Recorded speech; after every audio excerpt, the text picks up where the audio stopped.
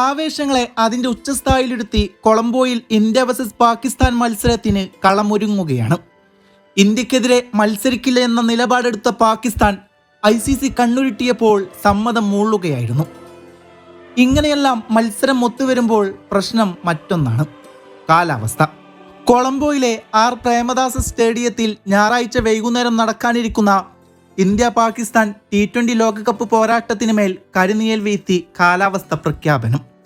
ബംഗാൾ ഉൾക്കടലിൽ രൂപപ്പെടാൻ സാധ്യതയുള്ള ന്യൂനമർദ്ദം കാരണം മത്സര ദിവസം കനത്ത മഴ പെയ്യാൻ സാധ്യതയുണ്ടെന്നാണ് ശ്രീലങ്കൻ കാലാവസ്ഥാ വകുപ്പ് മുന്നറിയിപ്പ് നൽകിയത്.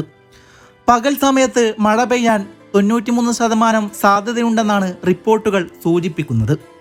കേന്ദ്രത്തിന്റെ കണക്കുകൂട്ടലുകൾ പ്രകാരം അസ്ഥിരമായ കാലാവസ്ഥ തുടരാൻ സാധ്യതയുള്ളതിനാൽ തന്നെ ലോകം ഉറ്റുനോക്കുന്ന ഈ മഹാപോരാട്ടം തടസ്സപ്പെടുമോ എന്ന ആശങ്കയിലാണ് ക്രിക്കറ്റ് ആരാധകർ.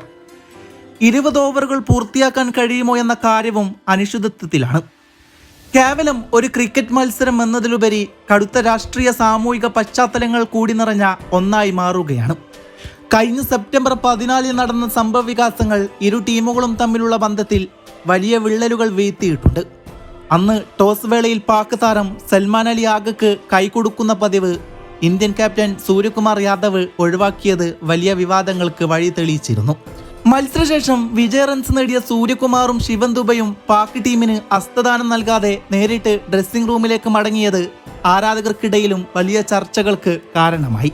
പാകിസ്ഥാൻ താരങ്ങൾ മൈതാനത്ത് കാത്തുനിന്നിട്ടും ഇന്ത്യ നിര ഹസ്തദാനത്തിന് തയ്യാറാകാതെ വാതിലുകൾ അടച്ചത് ഇരു രാജ്യങ്ങളും തമ്മിലുള്ള ക്രിക്കറ്റ് ബന്ധം വഷളായതിന്റെ സൂചനയാണ് വിലയിരുത്തപ്പെടുന്നത്. സെപ്റ്റംബർ 21 ഏഷ്യ കപ്പ് പോരാട്ടത്തിൽ ഹാരിസ് റൌഫും അഭിഷേക് ശർമ്മയും തമ്മിലുണ്ടായ വാഗ്ദോരങ്ങളും ഇന്നും കെട്ടടങ്ങിയിട്ടില്ല. ഈ സംഭവങ്ങളുടെ പശ്ചാത്തലത്തിൽ ഈ മത്സരത്തിൽ താരങ്ങൾ എത്രത്തോളം സംയമനം പാലിക്കുമെന്നത് കണ്ടറിയണം. പ്രതികാര ബുദ്ധിയും വിജയതൃഷ്ണയും ഒരേപോലെ നിറയുന്ന ഈ പോരാട്ടത്തിൽ മഴ ചതിക്കാതിരുന്നാൽ ക്രിക്കറ്റ് ലോകത്തെ ഏറ്റവും വലിയ ആവേശത്തിനാകും കൊളംബോ സാക്ഷ്യം വഹിക്കുക. ഇന്ത്യൻ പ്ലേയിങ് 11-ൽ നിർണായക മാറ്റങ്ങൾ വേണമെന്ന് മുൻ താരം മുഹമ്മദ് കൈഫ് അഭിപ്രായപ്പെടുന്നു. നിലവിലെ ബാറ്റിംഗ് നിരയിൽ അഭിഷേക് ശർമ്മയെ ഓപ്പണറായി തിരികെ കൊണ്ടുവരണമെന്നും അതിലൂടെ സഞ്ജു സാംസണെ മധ്യനിരയിൽ ഉൾപ്പെടുത്താൻ സാധിക്കുമെന്നാണ് അദ്ദേഹത്തിന്റെ നിരീക്ഷണം. നമീബിയക്കെതിരെയുള്ള കഴിഞ്ഞ മത്സരത്തിൽ വെറും 8 പന്തിൽ നിന്ന് 22 റൺസ് നേടി മികച്ച ഫോമിലായ സഞ്ജുവിനെ ടീം പ്രയോജനപ്പെടുത്തണം. ഫോം കണ്ടെത്താൻ പ്രയാസപ്പെട്ട യുവതാരം റിങ്കു സിംഗിനെ മാറ്റണമെന്നാണ് കൈഫിന്റെ പക്ഷം. റിങ്കുവിന് വേൾഡ് കപ്പിൽ പോലുള്ള വലിയ വേദികളിൽ പരിചയസമ്പത്ത് കുറവാണെന്നും എന്നാൽ IPL-ൽ ക്യാപ്റ്റനായും ബാറ്റിംഗിലും മികച്ച പ്രകടനം നടത്തിയിട്ടുള്ള സഞ്ജുവിന്റെ അനുഭവം പാകിസ്ഥാനെതിരെയുള്ള ഹൈ വോൾട്ടേജ് മത്സരത്തിൽ ഇന്ത്യക്ക് വലിയ മുൻതൂക്കം നൽകുമെന്ന് കൈഫ് ചൂണ്ടിക്കാട്ടുന്നു.